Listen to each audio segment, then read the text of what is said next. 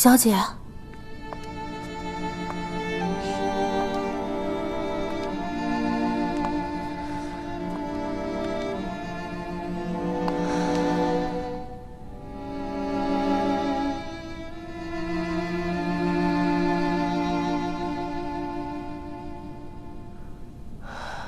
我不过是个妾，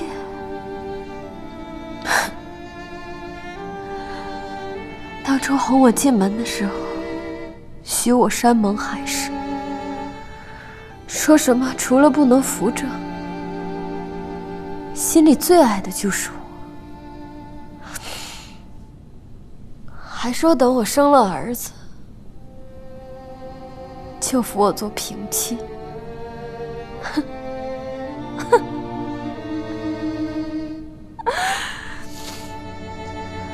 原来妾终究是妾，就是个玩物罢了。就连孩子，都是他可以用来交换买卖的工具。小姐，老爷脾气没有以前好了，你何必跟他硬碰硬呢？你以前多会哄他呀，怎么生了小少爷后就全变了？我不是不能服软，我只是觉得累。我再也不想讨好他、奉承他，就连装装样子，我都懒得去做。你说的没错，是我变了。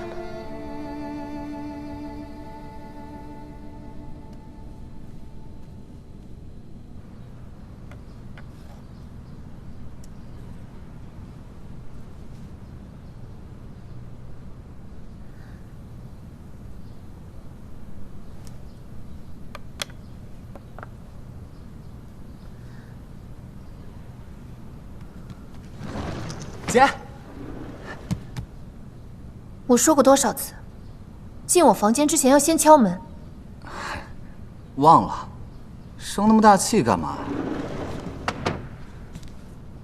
你就不好奇我找你什么事啊？你还能有什么好事？哎，听好了啊！寻物启事。荣氏商行愿意拿出1万块大洋寻求遗失古董，若有知情者，请速与我司联系，必有重谢。古董？什么古董？值1万大洋？金麒麟。金麒麟？阿尚他们家寻这个做什么？是啊。1万块干什么不好？找什么古董啊？哎，姐，我知道你对荣家那小子有意思，特地前来提供信息。什么意思？咱们家也有个金麒麟。什么？你怎么知道？有一次，我偷听父亲跟太太谈话，说咱们家那个金麒麟可邪乎了。春儿啊，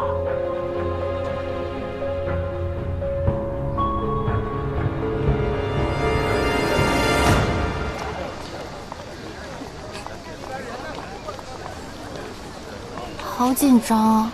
我也是。你们2个好好考啊，别有私心杂念，专注考试。好，别紧张，放轻松。去吧。那我们先进去啊。先生再见。再见。姐姐加油，你也是。这位先生是来送妹妹考试的吗？丽妹叫什么名字啊？念哪一班？兴许我还与她认识呢。我是来接我太太的。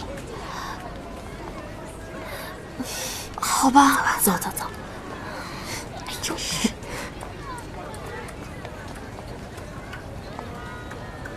你这样说可不好，万一有认识的人把话传到杜家，与你是风流，我可就洗不清了。对不起，先生。都怪我太轻浮了，脱口而出，略欠斟酌。对了，他们考试考到什么时候啊？上午要考国文和数学，差不多要到11点半，下午还要考英文。那来得及，上车吧。干什么去啊？陪我去鉴宝。鉴宝？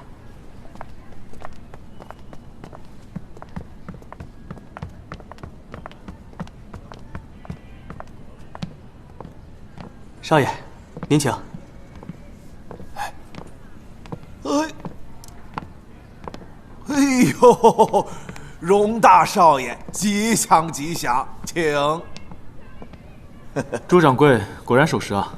哎呦，出了这档子好事儿，我没有道理缺席呀。东西拿来看看吧。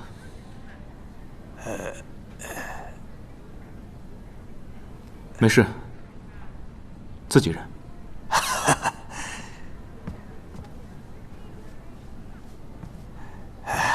荣大少爷，您先等等。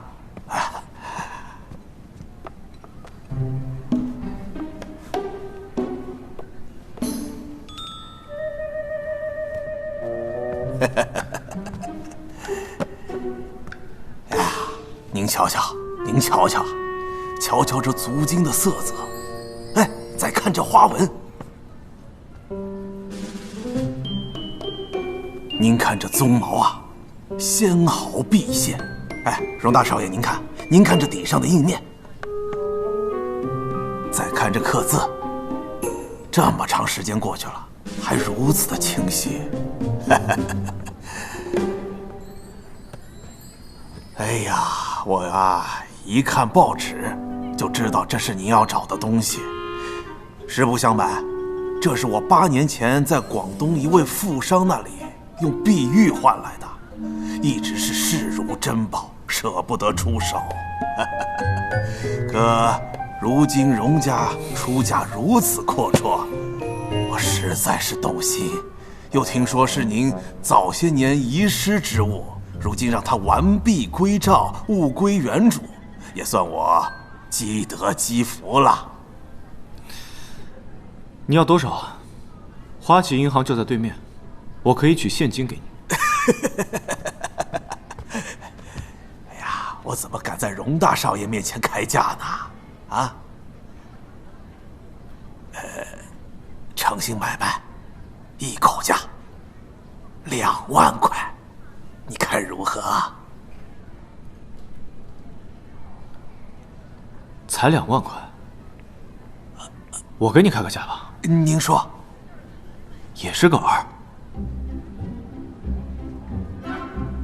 2，20，如何？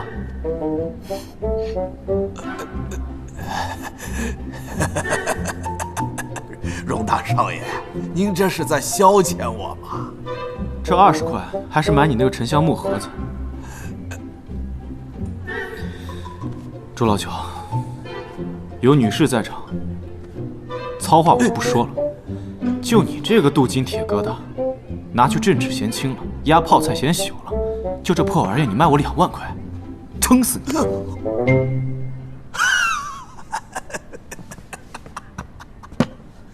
高高高，实在是高！荣大少爷果然是识货之人，也怪老朽考虑不周。您别急，我这就带您看正品，请。来吧。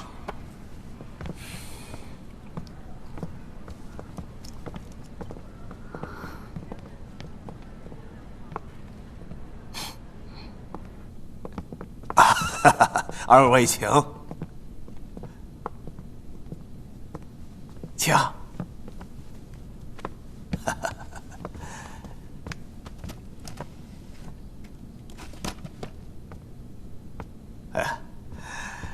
哎呀，荣大少爷，您这回呢可要看仔细了。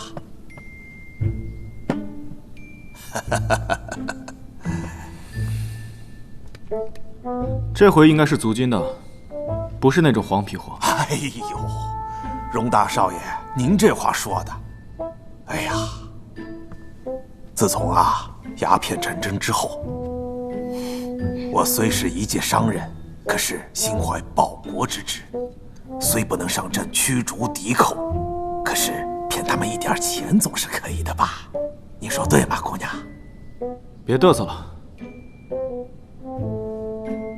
说老实话，这个也不是真的。朱掌柜，我话都说到这个份上了，能不能老实点？荣少爷，您稍等，我还有一个。还有？别拿了，感情你拿我替你鉴宝呢？我跟你把话说明白吧。哎，我爹在卖掉金麒麟之前，为了辨认，在上面动了手脚。他挫掉了金麒麟的一根鬃毛。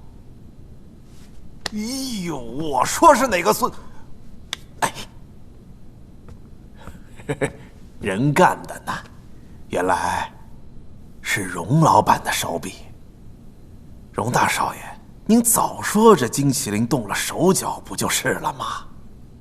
这论瓷器，当属北平琉璃厂的黄二爷；可这论金属器，朱九爷敢称第二，就没人敢称第一。哦，荣大少爷，您过奖了。哎呀，今非昔比呀！如今我也是龟缩在弹丸之地，朝不保夕，再也不是什么爷了。您呐，还是叫我老九吧。九爷，哎，您拿来这第二个，明显是照着我爹那个仿的。说实话，正品到底在哪儿？荣大少爷今天没有带手下，就带了这么漂亮的一位小姐，咱承您这个理儿。跟您说句实话，这金麒麟确实是按照正品仿制的，可那是18年前的事儿了。但是这正品从来没有经过我的手。当时持有金麒麟的是南阳的一位富商，姓阮。可是这活我做完之后，人家花高价就买走了。再后来的事情呢，我可就真的不知道了呀。朱掌柜，别演了，好好说。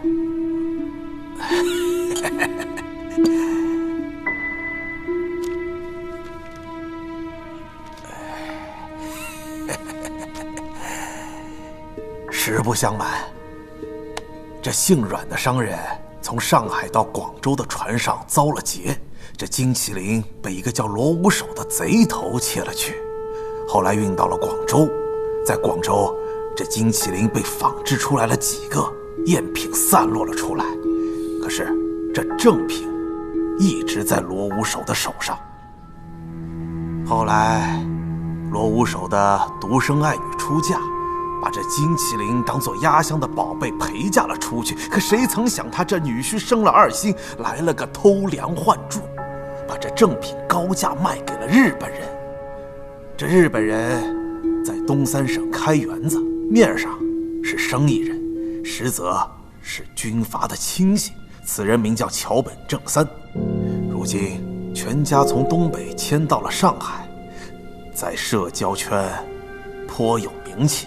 兴许荣大少爷您也认识。这1000的支票，劳烦你跟桥本带个话，就说有人要收他的金麒麟。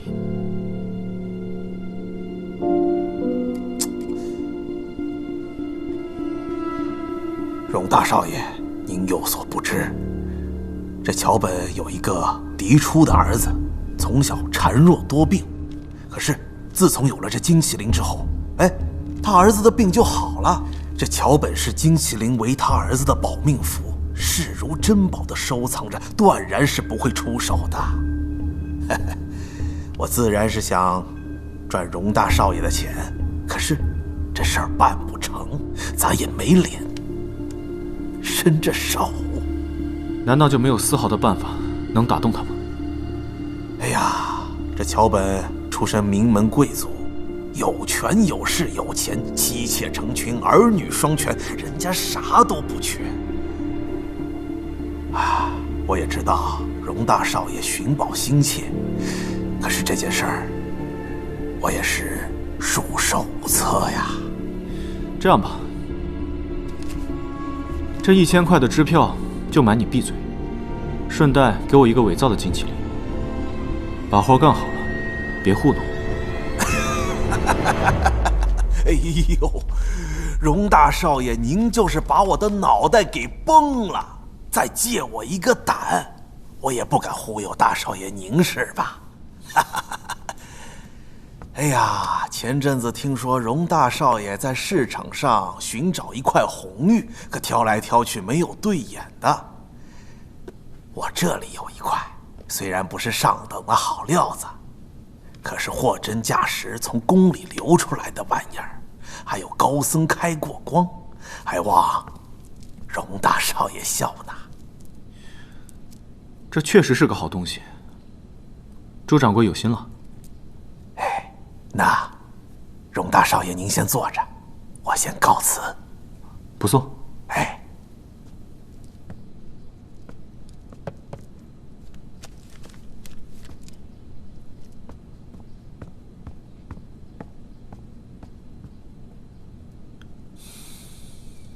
没想到，竟然在桥本家。就是那位桥本诗织小姐的父亲。那确实是太巧了。不过我倒是觉得，还是有好处的。你可以从诗织小姐那边旁敲侧击，如果有可能的话，还可以打动桥本先生，让他主动让出金麒麟。若要求人，必然要许以好处。桥本诗织这个女人可不是猪老九，用一张支票就能打发她。求人哪有空着手去的？那全得看他的要求是否过分，你能否做到罢了。我看你们家求这个古董求得这么着急，你倒不妨可以试试。如果对方开价太高的话，再想其他办法就是了。你不好奇我们家为什么急求这个古董吗？你们这些有钱人整天想着怎么花钱，今天想买这个，明天想买那个，不是很正常吗？我们认识了这么久，你还是觉得我是个纨绔？我也就是随口一说，打听东家的是非可是大忌。你也知道我不是这种人。也不是什么重要的事，就是我爹需要那个金麒麟，还一笔旧账罢了。对了，这个送你。朱老九孝敬我的，我把它给你了。这个太贵重了，我可带不起。我说你带得起，你就带得起。要是怕引来贼，就放着压箱底。横竖都已经送出去了，就没有要回来的道理。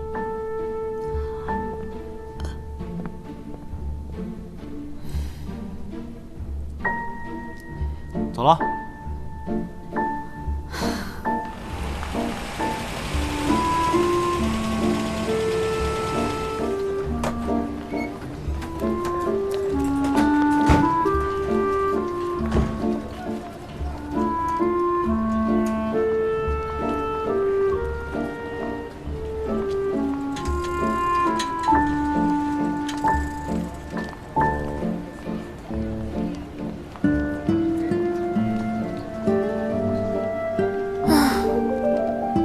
考完了。是啊，今天的题太难了，尤其是数学。对啊，后面的大题太难了。哎，先生，考得怎么样？先生，我数学卷子没写完，还留了一道大题，完了，这次肯定考不上。没事的，不是还有面试呢吗？也许面试老师会喜欢你呢。已经考完了，就别想了。哦，说的是。况且，如果你前面题都做对了，后面掉了几分也不要紧的。诗织，你也是来考试的？我堂妹昨日听说中西女塾招生，也很感兴趣，想明年来参加考试。但我呢，笑她功课不好，肯定考不上。冯小姐，你是老师最权威，你觉得呢？令妹愿意尝试，这是好事情啊。她年纪还小，即便明年春试考不上，不是还有秋试呢吗？那不知道冯小姐是否有兴趣来我家当老师呢？诗之，你太坏了，哪有当着东家的面就劝别人悔棋跳槽的？你和芳华肯定能考上，那到时候冯小姐不就没有用武之地了吗？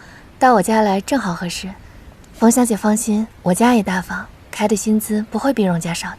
桥本小姐一番热情，我要是回绝的话，也太过失礼了。只是人各有志，我本来也是打算等教完方林他们之后，就不再做家庭教师了。所以，您的邀请，我只能婉拒了。冯小姐，不会是嫌弃我们是日本人吧？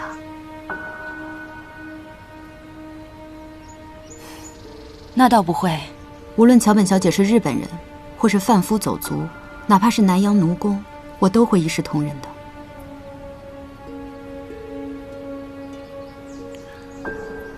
诗之，你不会是和冯先生商量好，专程来帮他抬杠，让我们家给他涨工资吧？大哥，哪有你这样胡猜的？一下把冯先生和诗之都给冤枉了。我说的都是真心话。我准备这几天就跟太太提辞职的事情，她应该会同意。我们家没有年底辞人的规矩，冯先生大可安心过年。是我自己想要辞职，和荣家无关。我被聘请过来，本来也是要帮助2位小姐考学的。今天考试结束，我的任务也完成了，自然该走了。怎么这么着急啊？年前也不好找工作。去年1年都在为了生计奔波，很少回家。正好年前有空，我也想尽尽孝心，顺便想想自己未来到底要做什么。回家再说吧。先回家。那先走吧。先生，走走。阿少，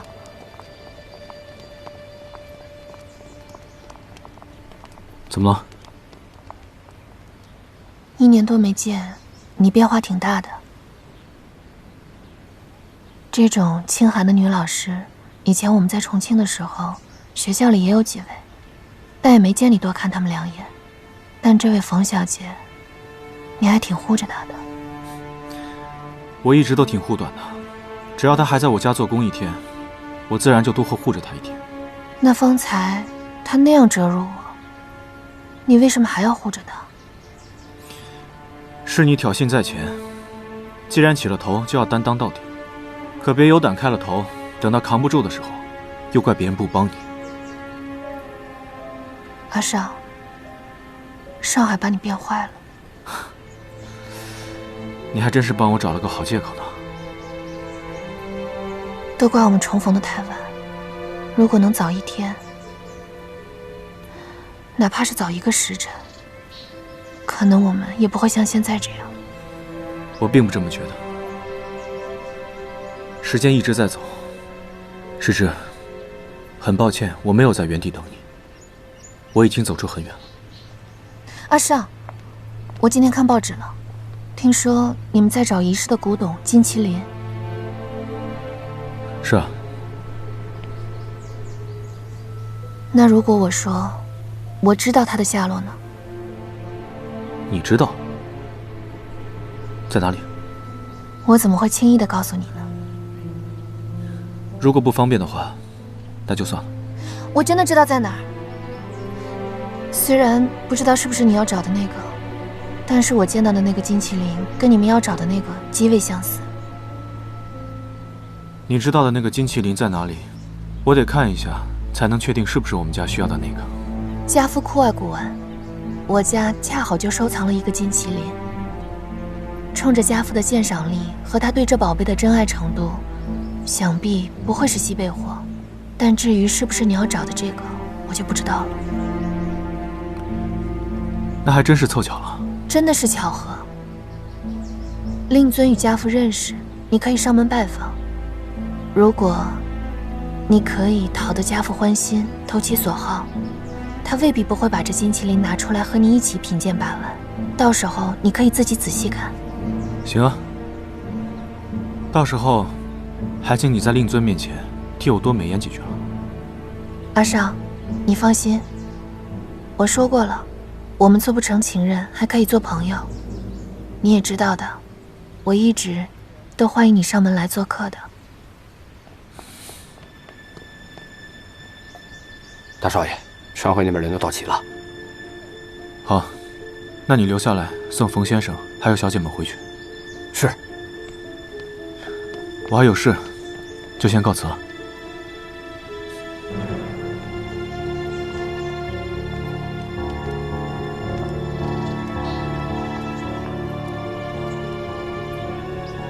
冯先生，这种女人根本就不配与我为敌。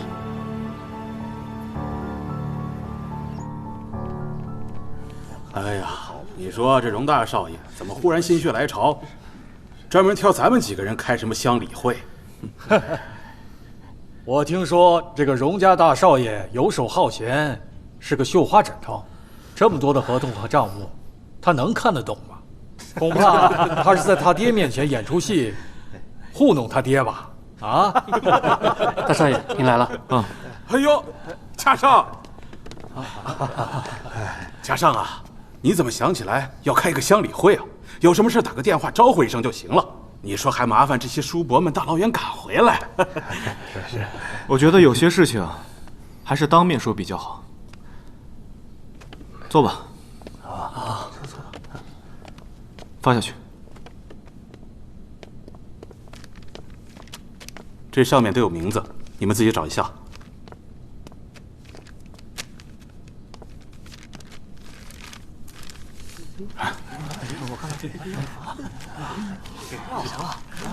支票啊！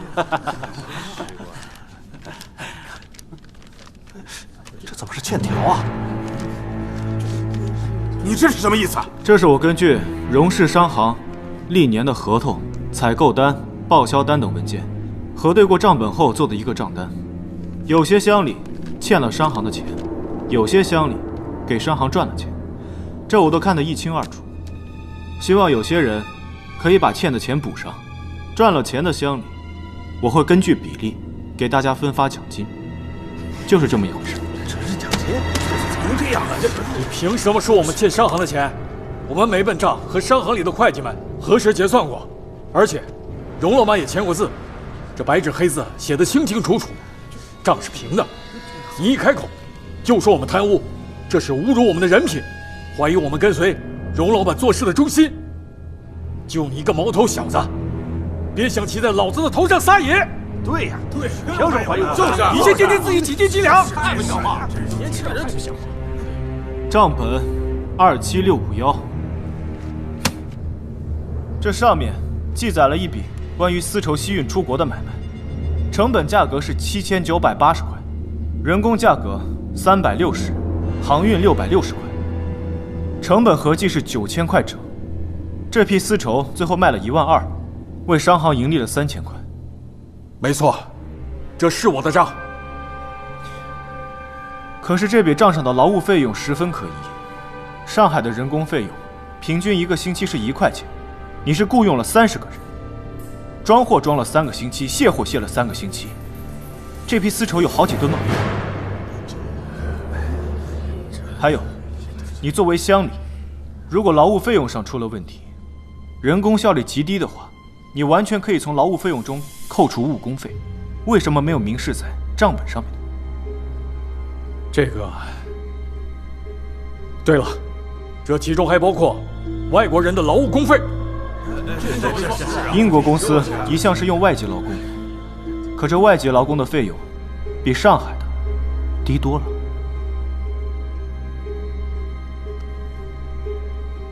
哦，嘉上，这个你就有所不知了。这笔账呢，还包含劳工的伙食费、监工的监工费。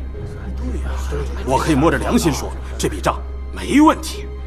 就是没问题，没问题啊，没问题。好啊，那我们就来聊聊你丝绸采购的部分吧。你是从杭州的桑园里直接采购的这批货，没有中间商赚取差价，对吧？对啊。我这也是为了商行着想，直接采购可以降低成本。前年南方干旱，桑树枯死，这丝绸供不应求，价格翻了1倍。但是去年雨水充沛，这价格理应降了下来。这批货是你去年采购的，但为什么付的是前年的价格？我已经找桑园的老板核实过了，人家的账上清清楚楚地记着，荣氏商行的采购价格是4900块，还有100块钱你以车马费为由，直接从柜台拿走了现金。如果这还不足以作为证据的话，那这航运费简直更加可笑。我也从各位乡里的账上查出，同一艘船、同一时间还有别的货物运送。这丝绸十分珍贵，占地面积也比较小，所以这航运费几乎就收了一个最低价，不是吗？家长，你听我解释。这个事情呢，荣家商，你这什么意思？就是啊，干嘛呀？我已经派人把门从外面锁上了。如果你们想出去，就把这欠条给我签了，老老实实把吞进去的钱全都给我吐出来。届时，你们向我爹告状也好，或者是报警说我非法监禁你们也罢，我都不会拦着你。如果觉得冤枉，或者是账有什么问题，我可以一笔一笔陪你们对清楚。但是如果拒绝签欠条，我会把所有的证据都提交给法院，以经济犯罪的名义起诉你们。到时候可不是补上欠款就能解决的了。不是，有话好好说嘛。好商量嘛。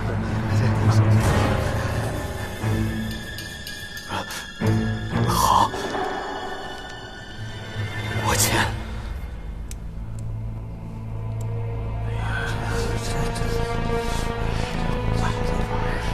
别说了，这很慢。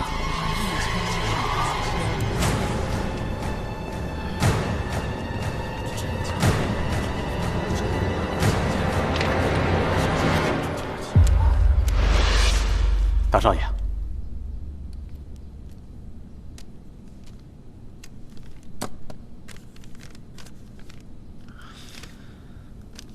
唉，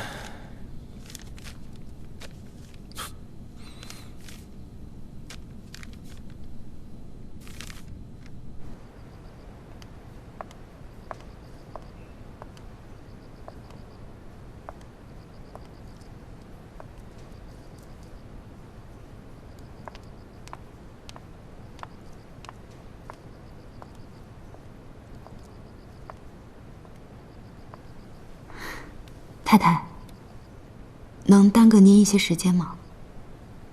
坐下吧，谢谢。什么事啊？今天芳林芳画都已经考完了，我在路上问了一下，如果不出意外的话，他们2个人都能够被录取。我想，我的任务已经完成了，来跟您辞职。这么急啊？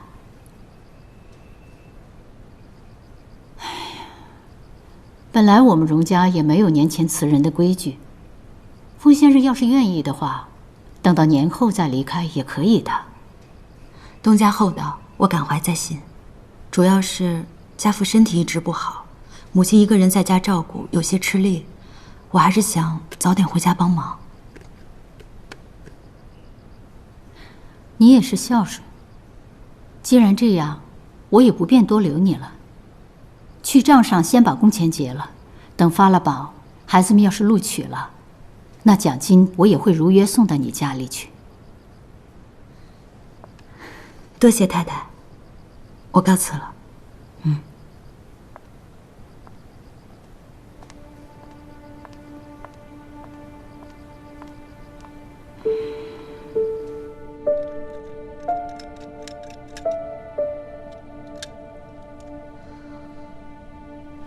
荣定坤一直都知道我是文春里的受灾户之一。如果小姐们考完试，我还继续留在荣府，别说荣定坤了，就连荣家上也该起疑了。所以，我决定主动请辞。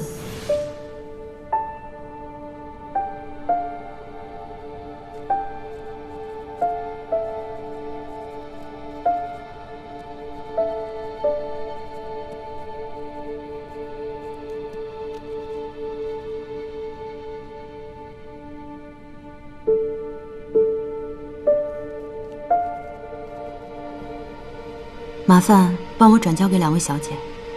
好的，冯先生。谢谢。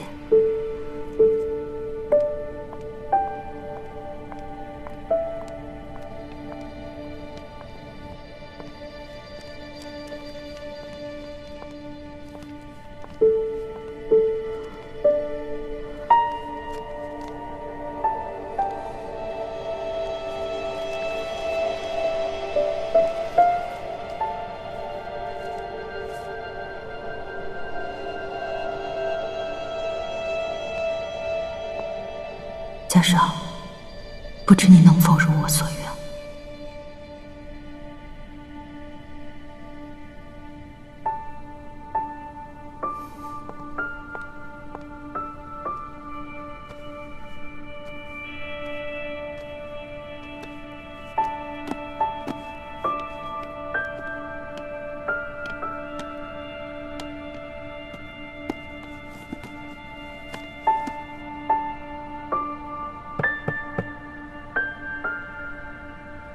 冯小姐，孙姨太，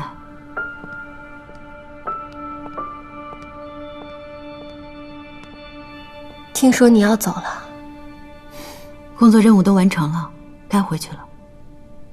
怎么说走就走了？家父身体不太好，我心中不安，也想早点回家。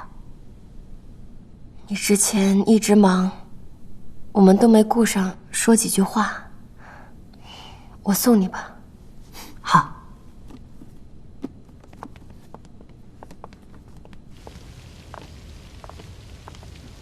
冯小姐来到荣家不过才3个月，但却好像过了大半年似的。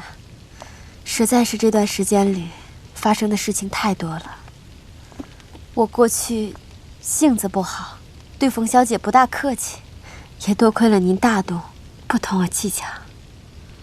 孙姨太之前身怀6甲，孕妇的性子实属怪一些，都是人之常情。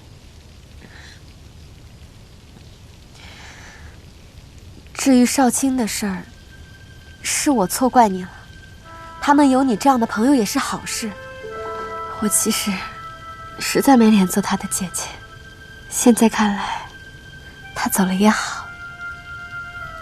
孙小姐出走的事，和我实在没关系。我知道，冯小姐，我只求您一件事。少卿他肯定是不想跟我联系了，但我却没办法不牵挂他。如果你找到他跟你联系，麻烦你帮我转告他。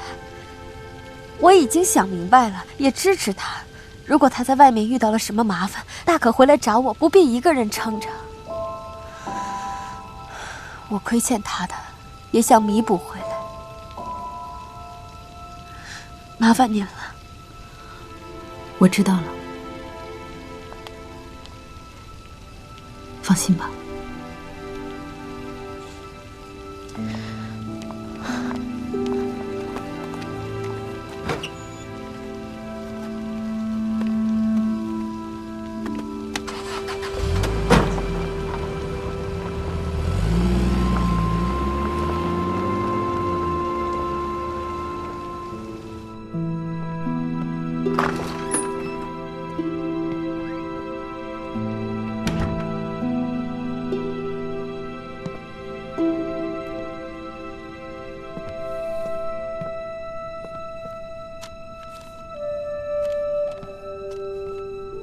There are no birds in the sky, but I have flown.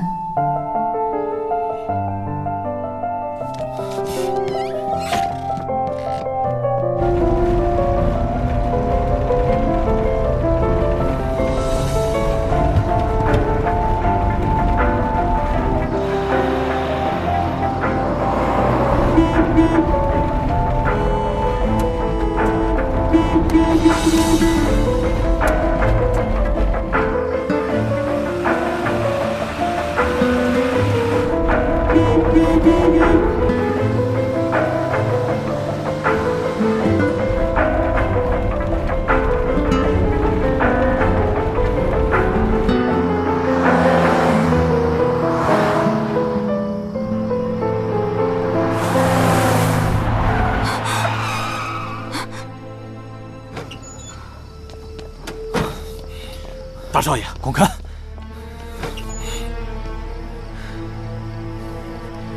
你怎么说走就走了？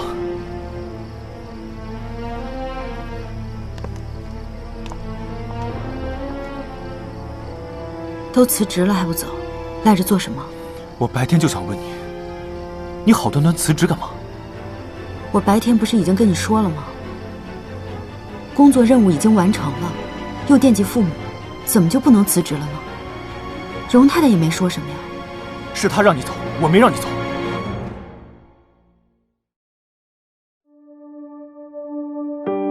尝一丝爱的余味，恨却刺痛了蔷薇，细雨伪装的眼泪很美，没钥匙打不开心扉。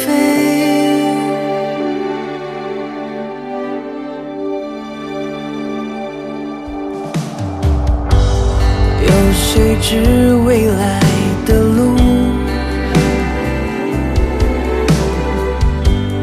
月儿不必人孤独，独坐等清风一树海棠红啊，与你共舞，又会一颗痛步，记忆中会留下你眼睛里的真，秋风也带不走好重的落叶啊，